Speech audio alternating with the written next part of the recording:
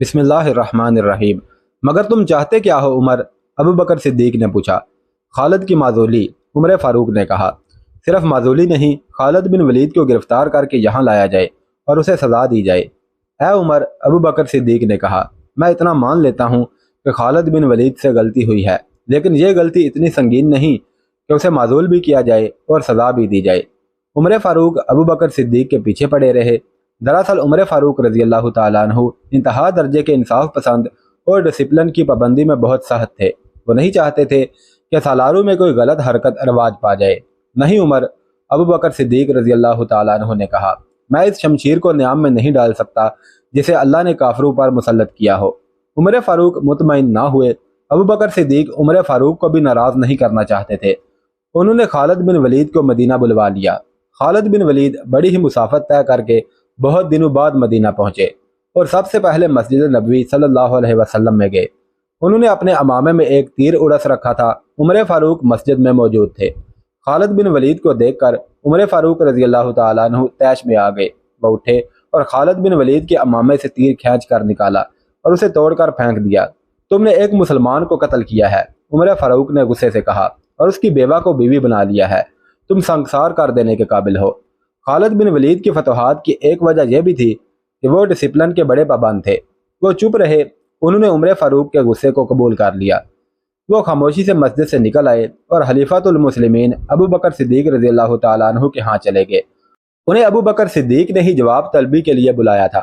ابو بکر صدیق کے کہنے پر خالد بن ولید نے مالک بن نویرہ کے تمام جرائم سنائے اور ثابت کیا کہ وہ مسلمان نہیں بلکہ مسلمانوں کا دشمن تھا۔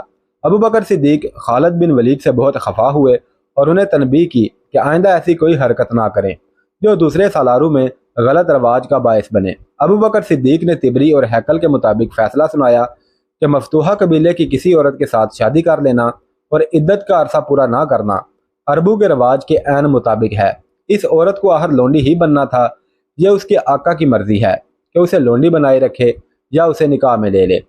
ابو بکر صدیق رضی اللہ تعالیٰ عنہ نے اپنے فیصلے میں کہا کہ اس وقت مسلمان ہر طرف سے خطروں میں گھرے ہوئے ہیں۔ قبیلے باغی ہوتے جا رہے ہیں۔ اپنے پاس نفری بہت تھوڑی ہے۔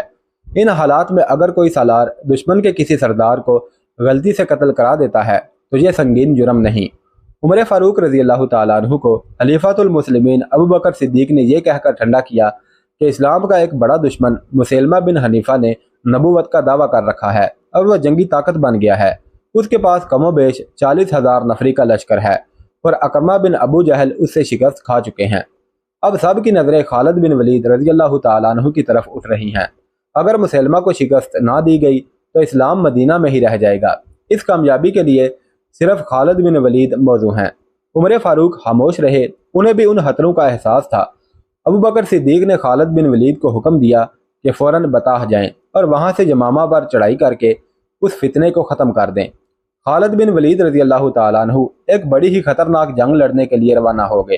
دسمبر 632 عیسوی کے تیسرے ہفتے میں خالد بن ولید نے 13,000 مجاہدین سے مرتدین کے 40,000 سے زیادہ لشکر کے خلاف یمامہ کے مقام پر وہ جنگ لڑی جسے اسلام کی پہلی خون ریز جنگ کہا جاتا ہے۔ اس جنگ کا آخری مارکہ ایک وسیع باغ حدیقۃ الرحمن میں لڑا گیا تھا۔ وہاں دونوں طرف اس قدر جانی نقصان ہوا تھا کہ حدیقۃ الرحمن کو لوگ حدیقۃ الموت یعنی موت کا باغ کہنے لگے۔ آج تک اسے حدیقۃ الموت کہا جاتا ہے۔ اس وقت خالد بن ولید مدینہ میں تھے۔ انہیں خلیفۃ المسلمین ابو بکر صدیق نے عمر بن خطاب کی اس شکایت پر جواب طلبی کے لیے مدینہ بلایا تھا کہ انہوں نے مالک بن نویرہ کو قتل کرا کے اس کی بیوی لیلا کے ساتھ شادی کر لی تھی۔ ابو بکر صدیق نے ان حالات کو دیکھتے ہوئے جن میں اسلام گھر گیا تھا خالد بن ولید کے حق میں فیصلہ دیا اور خالد بن ولید رضی اللہ تعالیٰ عنہ کو واپس بطاح جانے اور یمامہ کے مسیلمہ کذاب کے فتنے کو ختم کرنے کا حکم دیا تھا۔ مسیلمہ کذاب کے متعلق بتایا جا چکا ہے کہ اس نے نبوت کا دعویٰ کر رکھا تھا۔ اس کے پیروکاروں کی تعداد اتنی زیادہ ہو گئی تھی کہ اس کا لشکر مسلمانوں کے لیے خطرہ بن گیا تھا۔ اس وقت تک مسلمان ایک جنگی طاقت بن چکے تھے، لیکن مسیلمہ کی طاقت بڑھتی جا رہی تھی۔ یہ مدینہ کے لیے بھی خطرہ تھا اور اسلام کے لیے بھی۔ مدینہ سلطنت اسلامیہ کا مرکز تھا۔ خالد بن ولید کا لشکر بطاح میں تھا۔ وہیں انہوں نے مالک بن نویرہ کو سزائے موت دی اور اس کی بیوی لیلا کے ساتھ شادی کی تھی۔ لیلا وہیں تھی۔ خالد بن ولید رضی اللہ تعالیٰ عنہ بطاح کو روانہ ہو گئے۔ انہیں معلوم تھا کہ ان کے پرانے ساتھی سالار اکرما اسی علاقے میں اپنے لشکر کے ساتھ موجود ہیں اور مسیلمہ کے خلاف مدد کو پہنچیں گے۔ اکرما بن ابو جہل ان 11 سالاروں میں سے تھے جنہیں خلیفۃ المسلمین نے مختلف علاقوں میں مرتد اور باغی قبائل کی سرکوبی کے لیے بھیجا تھا۔ دوسرے قبیلے اتنے طاقتور نہیں تھے جتنا مسیلمہ کا قبیلہ بنو حنیفہ تھا، اس لیے اس علاقے میں اکرما کو بھیجا گیا تھا۔ ان کے پیچھے پیچھے ایک اور سالار شرجیل بن حسنہ کو بھیج دیا گیا۔ خلیفہ ابو بکر صدیق رضی اللہ تعالیٰ عنہ نے شرجیل کو یہ حکم دیا تھا کہ وہ اکرما کو مدد دیں گے۔ اکرما یمامہ کی طرف جا رہے تھے، یہ 2-2.5 مہینے پہلے کی بات ہے۔ اس وقت خالد بن ولید طلیحہ سے نبرد آزما تھے۔ انہوں نے طلیحہ کو بہت بری شکست دی تھی۔ یہ خبر اکرما تک پہنچی تو وہ جوش میں آ گئے۔ انہوں نے ابھی کسی قبیلے کے خلاف جنگی کارروائی نہیں کی تھی۔ کچھ دنوں بعد اکرما کو خبر ملی کہ خالد بن ولید نے سلمہ کے طاقتور لشکر کو بھی شکست دے دی ہے۔ مورخ لکھتے ہیں کہ اکرما پر انسانی فطرت کی ایک کمزوری غالب آ گئی۔ انہوں نے اپنے ساتھی سالاروں سے کہا کہ خالد بن ولید فتح پہ فتح حاصل کرتے جا رہے ہیں اور ہمیں ابھی تک لڑنے کا موقع بھی نہیں ملا۔ خالد بن ولید اور اکرما اسلام قبول کرنے سے پہلے کے ساتھی اور ایک جیسے جنگجو اور میدان جنگ کے ایک جیسے قائد تھے۔ کیوں نہ ہم ایک ایسی فتح حاصل کریں جس کے سامنے خالد بن ولید رضی اللہ تعالیٰ عنہ کی تمام فتوحات کی اہمیت ختم ہو جائے۔ اکرما نے اپنے ماتحت سالاروں سے کہا، مجھے اطلاع مل چکی ہے کہ شرجیل بن حسنہ ہماری مدد کو آ رہا ہے۔ معلوم نہیں وہ کب تک پہنچے، میں زیادہ انتظار نہیں کر سکتا، میں مسیلمہ پر حملہ کروں گا۔ مسیلمہ کذاب معمولی عقل و ذہانت کا آدمی نہیں تھا۔ اسے معلوم تھا کہ مسلمان اس کی نبوت کو برداشت نہیں کر رہے اور کسی بھی روز اسلامی لشکر اس پر حملہ کر دے گا۔ اس نے اپنے علاقے کی دفاع کا بندوبست کر رکھا تھا جس میں دیکھ بھال اور جاسوسی کا انتظام بھی شامل تھا۔ اکرما رضی اللہ تعالیٰ عنہ سوچے سمجھے بغیر بڑھتے گئے اور یمامہ کے قریب پہنچ گئے۔ وہ چونکہ جذبات سے مغلوب ہو کر جا رہے تھے اس لیے احتیاط نہ کر سکے کہ دشمن دیکھ رہا ہوگا۔ انہیں مسیلمہ کے جاسوسوں نے دیکھ لیا اور مسیلمہ کو اطلاع دی۔ ایک اور علاقے میں جہاں اونچے ٹیلے اور ٹیکریاں تھیں، اکرما کو مسیلمہ کے کچھ آدمی دکھائی دیے۔ اکرما رضی اللہ تعالیٰ عنہ نے ان پر حملہ کر دیا، مگر یہ مسیلمہ کا بچھایا ہوا جال تھا۔ مسیلمہ نے وہاں خاصا لشکر چھپا رکھا تھا جس نے دائیں بائیں سے اکرما رضی اللہ تعالیٰ عنہ کے لشکر پر حملہ کر دیا۔ اکرما اس غیر متوقع صورتحال میں سنبھل نہ سکے۔ مسیلمہ کے لشکر نے انہیں سنبھلنے دیا ہی نہیں۔ اکرما رضی اللہ تعالیٰ عنہ کے ساتھ نامی گرامی اور تجربہ کار سالار اور کماندار تھے، لیکن میدان دشمن کے ہاتھ میں تھا۔ اس نے مسلمانوں کی کوئی چال کامیاب نہ ہونے دی۔ اکرما کو نقصان اٹھا کر پسپا ہونا پڑا۔ اکرما اپنی اس شکست کو چھپا نہیں سکتے تھے، چھپا لیتے تو لشکر میں سے کوئی مدینہ اطلاع بھیج دیتا۔ چنانچہ اکرما نے خلیفۃ المسلمین کو لکھ بھیجا کہ ان پر کیا گزری ہے۔ خلیفہ ابو بکر صدیق رضی اللہ تعالیٰ عنہ کو سخت غصہ آیا۔ انہوں نے اکرما کو واضح حکم دیا تھا کہ شرجیل کا انتظار کریں اور اکیلے مسیلمہ کے سامنے نہ جائیں، مگر اکرما نے جلد بازی سے کام لیا تھا۔ ابو بکر صدیق نے اکرما کو جو تحریری پیغام بھیجا تھا اس میں غصے کا اظہار اس طرح سے کیا تھا کہ اکرما کو ابن ابو جہل لکھنے کی بجائے ابن اکرما یعنی اکرما کی ماں کے بیٹے لکھا۔ یہ عربوں میں رواج تھا کہ کسی کی توہین مقصود ہوتی تو اس کے باپ کے نام کی بجائے اسے اس کی ماں سے منسوب کرتے تھے۔ خلیفۃ المسلمین نے لکھا کہ اے ابن اکرما، میں تمہاری صورت نہیں دیکھنا چاہتا، میں یہ بھی نہیں چاہتا کہ مدینہ آؤ، تم آئے تو یہاں کے لوگوں میں مایوسی پھیلاؤ گے۔ مدینہ سے دور رہو، تم اب یمامہ کا علاقہ چھوڑ دو اور حذیفہ کے ساتھ جا ملو اور اہل عمان سے لڑو، وہاں سے فارغ ہو کر اور فجا کی مدد کے لیے مہرہ چلے جانا، اس کے بعد یمن جا کر مہاجر بن امیہ سے جا ملنا۔ جب تک تم سالاری کے معیار پر پورے نہیں اترتے مجھے اپنی صورت نہ دکھانا، میں تم سے بات تک نہیں کروں گا۔ خلیفۃ المسلمین ابو بکر صدیق رضی اللہ تعالیٰ عنہ نے شرجیل کو پیغام بھیجا کہ وہ جہاں ہیں وہیں رہیں، اور جب خالد بن ولید آئیں تو اپنا لشکر ان کے ساتھ کر کے خود ان کے ماتحت ہو جائیں۔ خالد بن ولید کو بتا دیا گیا تھا کہ شرجیل کا لشکر بھی انہیں مل رہا ہے۔ وہ خوش ہوئے کہ اب وہ مسیلمہ کا مقابلہ بہتر طریقے سے کر سکیں گے۔ انہیں توقع تھی کہ شرجیل کا لشکر تازہ دم ہوگا، مگر یہ لشکر خالد بن ولید کو ملا تو وہ تازہ دم نہیں تھا، اس میں کئی مجاہدین زخمی تھے۔ کیا ہوا شرجیل؟ خالد بن ولید نے پوچھا۔ ندامت کے سوا میرے پاس کوئی جواب نہیں، شرجیل نے کہا۔ میں نے خلیفۃ المسلمین کی حکم عدولی کی ہے، میرے لیے حکم تھا کہ اکرما کو مدد دوں، مگر میرے پہنچنے سے پہلے اکرما مسیلمہ کے لشکر سے ٹکر لے کر پسپا ہو چکا تھا۔ یہ ایک حبت تھا جس نے مجھ پر بھی غلبہ پا لیا کہ ایک فتح تمہارے حساب میں بھی لکھی جائے۔ बारीक बीन और दौरंदेश खालिद बिन वलीद ने तंजिया लहजे में शर्जील का जवाब पूरा करते हुए कहा, अकेले पत्थर की कोई ताकत नहीं होती शर्जील, पत्थर मिलकर चट्टान बनाते हैं, फिर उस चट्टान से जो टकराता है वो दूसरी बार टकराने के लिए जिंदा नहीं रहता। खुद गर्जी और जाती मफाद का अंजाम देख लिया तुमने। अकरमा जैसा तजर्बाकार सलार पिट कर जलील हो चुका है। मैं तुम पर करम करता हूँ कि खलीफा को तुम्हारी हमाकत की खबर नहीं होने दूंगा। शर्जील बिन हसना ने अकरमा जैसी गलत हरकत की थी। उसने भी खालिद बिन वलीद रजी अल्लाह तआला अन्हु से बाजी ले जाने के लिए रास्ते में मुसैलमा के लश्कर से टक्कर ली और उसे पिसपा होना पड़ा था। मुसैलमा कज़्ज़ाब दरबार लगाए बैठा था। ठगने कद वाला ये बदसूरत इंसान नबी बना बैठा था। उसका कबीला बनु हनीफा तो उसे नबी मान ही चुका था। दूसरे कबीले के लोग जोक दर जोक उसकी बैत के लिए आते और उसकी एक झलक देखने को बेताब रहते थे। लोगों ने उसकी कुव्वत और करामात देख ली थी। अब उसके पैरोकारों ने दो मोजज़े और देख लिए थे। उन्होंने मुसलमानों के दो नामवर सालारों को जरा सी देर में मैदान से भगा दिया था। मजहबी और नजरियाती लिहाज से तो मुसलमान रेशम की तरह थे, लेकिन मैदान जंग में वो फौलाद से ज्यादा सख्त और बिजलियों की तरह कहर बन जाते थे। जंगी लिहाज से मुसलमान दहशत बन गए थे। अकरमा रजी अल्लाह तआला अन्हु और शर्जील रजी अल्लाह तआला अन्हु ने अपनी गलती और कज फहमी से शिकस्त खाई थी, लेकिन बनु हनीफा ने उन्हें अपने कज़ाब नबी के मौजज़ों और करामात के खाते में लिख दिया। वो कहता था कि मुसलमानों को मुसैलमा के सिवा कौन शिकस्त दे सका है। नहारुर रिजाल, मुसैलमा ने अपने पास बैठे हुए अपने दस्ते रास्त नहारुर रिजाल से कहा, अब हमें मदीना की तरफ कूच की तैयारी करनी चाहिए। मुसलमानों में अब वो दम खम नहीं रहा। पहले बयान हो चुका है कि नहारुर रिजाल वो शख्स था जिसने रसूल करीम सल्लल्लाहु अलैहि वसल्लम के साए तले बैठकर कुरान पढ़ा और मजहब पर अबूर हासिल किया था और उसे मुबल्लिग बनाकर मुसैलमा के इलाके में भेजा गया था। मगर उस पर मुसैलमा का जादू चल गया। उसने मुसैलमा की नबूवत का प्रचार शुरू कर दिया। आयात कुरानी को तोड़ मोड़ कर उसने उन लोगों को भी मुसैलमा का पैरोकार बना दिया जो इस्लाम कबूल कर चुके थे। मुसैलमा ने उसे अपना मोतमद खास बना लिया था। ये शराब और नुस्वानी हुसन का जादू था। खुद मुसैलमा, जिसकी शक्ल सूरत मकरूसी थी और कद मुज़हिका हेज तक ठगना था, औरतों में ज्यादा मकबूल था। मुर्रख लिखते हैं कि औरतों के लिए उसमें एक महसूस कशिश थी। सजा जैसी औरत जो कलूपतरा की तरह जंगी कुव्वत लेकर मुसैलमा को तहतेग करने आई, सिर्फ एक मुलाकात में उसकी बीवी बन गई थी। यह मुसैलमा की जिस्मानी ताकत और मकनातीसियत थी। अब तो वो बहुत बड़ी जंगी ताकत बन गया था।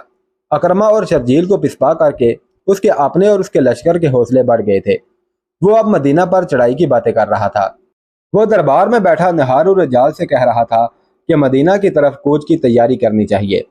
नहारुर रिजाल कुछ कहने भी नहीं पाया था कि मुसैलमा को इत्तला दी गई कि एक जासूस आया है। मुसैलमा ने उसे फौरन बुला लिया। मुसलमानों का लश्कर आ रहा है, जासूस ने कहा। तादाद 10 और 15 हज़ार के दरमियान है। तुमने जब देखा ये लश्कर कहाँ था? मुसैलमा ने पूछा। वादी हनीफा से कुछ दूर था, जासूस ने कहा। अब और आगे आ चुका होगा। उन बदबख्तों को मौत वादी हनीफा में ले आई है।